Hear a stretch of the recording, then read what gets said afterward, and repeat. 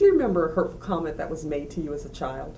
I often wonder why, after so many years, those comments still stick into our minds.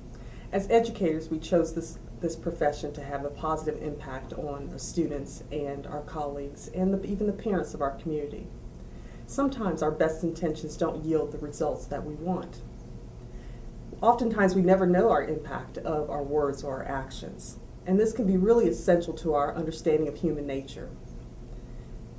We need to know if we're really enriching the lives of those around us and making a difference, or if we're causing hurt or distress to them. Ian Percy said that we judge others by their behavior, but we judge ourselves by our intentions. That's a really important concept to understand and to know, that we come at this from different perspectives.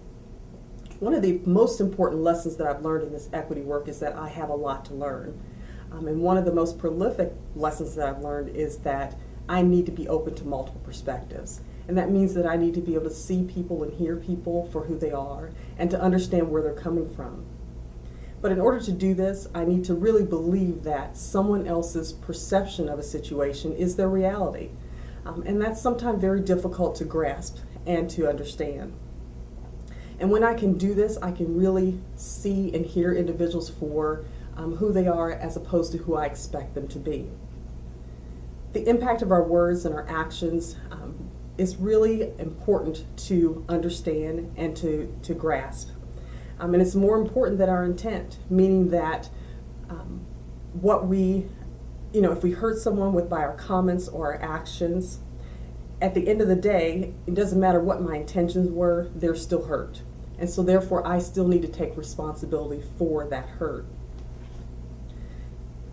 But we can do that in a couple of ways. One of them is being open and creating an atmosphere in which someone feels comfortable coming to us and talking with us and sharing their concern. And then the second portion of that is being able to follow up and help and learn and grow about what their concern is. Our being sorry for unintentional hurt or pain is not enough. It's only the initial step into helping us to grow and be better people. The next step is to reach out and connect to that individual, to that student, to that colleague. And we do that connection by learning and growing and being open to their perspective and to their understandings. Our students and our colleagues want us to know that we see them and that we hear them. And that's something that comes just from spending time and learning about them. This equity work has shown me that there's still a need for a lot of increased knowledge about our students as individuals and the various cultures that they represent. Sad or you have a little problem and you tell her, what does she do? She fixes it. She fixes it? Has that happened to you, that you had a little problem before? Mm-hmm. No? Or there was a day you felt sad and she helped you feel better? Yes? What helps you feel like safe at school? What are some of the things that make you feel safe? Well, honestly, I don't really think about safety all that much, like at the playground and stuff, but things that make me feel safe is that, like, my teacher's always up and aware of the things that are going on and stuff. And a lot of kids are, well, that's about it. Yeah. Yeah. Yeah, like, I wouldn't feel comfortable if she, like, picked on me for, like, every single question, because, of course, I'm not going to know, like, all of it. But, yeah, like, I'll raise my hand for some of the things I know, but, yeah, there's still things I need to learn. But, yeah. I told my mom, she wasn't really happy at all. Like, she tried talking to the teacher, but nothing really changed. The person kept making fun of me, and just... And so, how do you think that's impacted you at school? It's impacted me because of the way, like, I feel my confidence went down a little. I feel like more to myself than being out and open. I think they deal with it pretty well. I mean, the best way to deal with it is pretty much just to ignore it so that there's no different feelings. So do you think Mason, for the most part, ignores race? Well, not really saying ignoring, but just they don't like put any emphasis really on it so that it's sort of forgotten and not really like making too much of a difference to anyone. Well, like, I know we have Spanish here in our school, and I think it would help a lot if they explain that, like, people say I speak Mexican, but really it's Spanish. So I think that if we talked more about like how there's different kinds of Hispanics, that there's just not that one large group. And yeah, I felt like, I know, especially in our textbooks, like every person's a different race. And so and is that good? Well, I don't really, like, I guess it's good, but I don't really notice it all the time.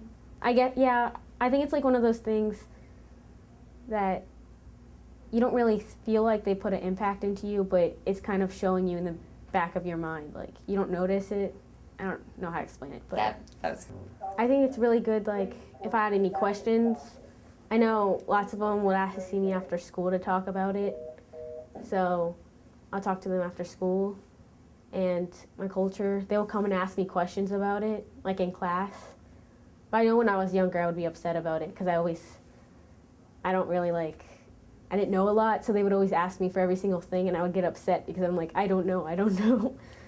And so, how would the way that you want them to do that? Ask you maybe privately first? Yeah, instead of the whole group. 'Cause, like, they would ask me to read in Spanish, and like, I'm more the person that, like, I understand Spanish a lot, but I can't really speak and write it, and I feel really pressured to do it, and I feel bad when I say no because everybody's like, oh. Are there things that you wish could change at Western Row? Not really. I like everything that's already here, and I like the teachers and the janitors and the principals and the counselors, and because they're all really nice and they all have the right thing to say if you need any trouble or help. Do you think there's extra pressure sometimes being Asian in Mason schools? Sometimes, because you know how Asians are considered, good students and stuff. I think there is some pressure, but that just drives me to be more excellent and stuff. So yeah. What did your student teacher do that you really liked? Like, she would read to us, and she would tell us how to do things in a nice tone of voice, but not yell at us. Yeah. Like strict teachers do. Ever get to read books where the characters look like you? Nope. No. Have you ever seen some books at school where the characters look like you? Nope. No. How does that make you feel? Well, I don't really like it to look like me, because I want different kind of characters to not look like me. Okay. Is one time we read like Esperanza Rising in like 6th grade too. That teacher, she just loved everything about the cultures. I remember she's the only teacher that's really focused on like other cultures and stuff, and not just getting through their curriculum and like. Miss Tipton. Miss Tipton, your counselor, how has she helped you? Well, she's talked about me, and I like to share everything with her and my mom. Yeah, and your mom too. Well, my teacher, she's not really a huge fan of he's not really my friend, Harry. Everyone thinks he's disgusting and stuff because he picks his nose a lot and stuff. And my teacher's always like, flip your card, go to the bathroom, wash your hands. Like, she constantly does that, so I think he really gets on her nerves. And sometimes whenever except he's from England, he's a really cool friend, and she just gives him a couple reminders, and usually everyone gets a couple reminders, but otherwise than Harry, then yeah, she's pretty cool with everyone else. Good. Your culture reflected.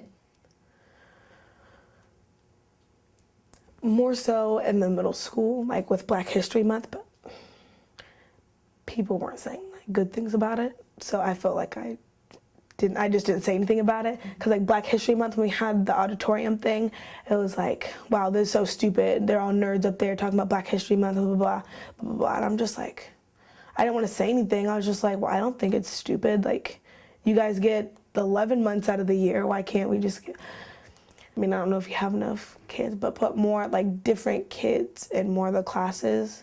So it's not like, because in one class, I don't know if it's this tribe, like, but I'm the only colored person in there. And there's been a problem before, like, when you're the only colored person there and you're as outgoing as I am, like, and you move around a lot and you like, I'm not super quiet.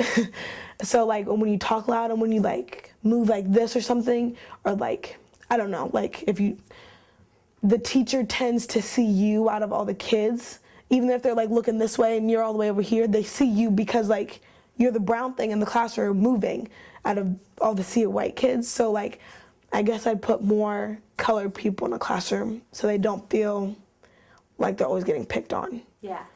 I mean, even though it's not, like the teacher might like them, but it's just like they think you're doing something bad because they see you out of all the other kids. Like you're the first kid they see. I think that kids think that students are able to like control their problems, and you can know, like, yeah, I can talk to my friends about my problems, but it's going to be different when I talk to my teachers or Miss McCarty. And I think that teachers definitely are a big help in like situations like this.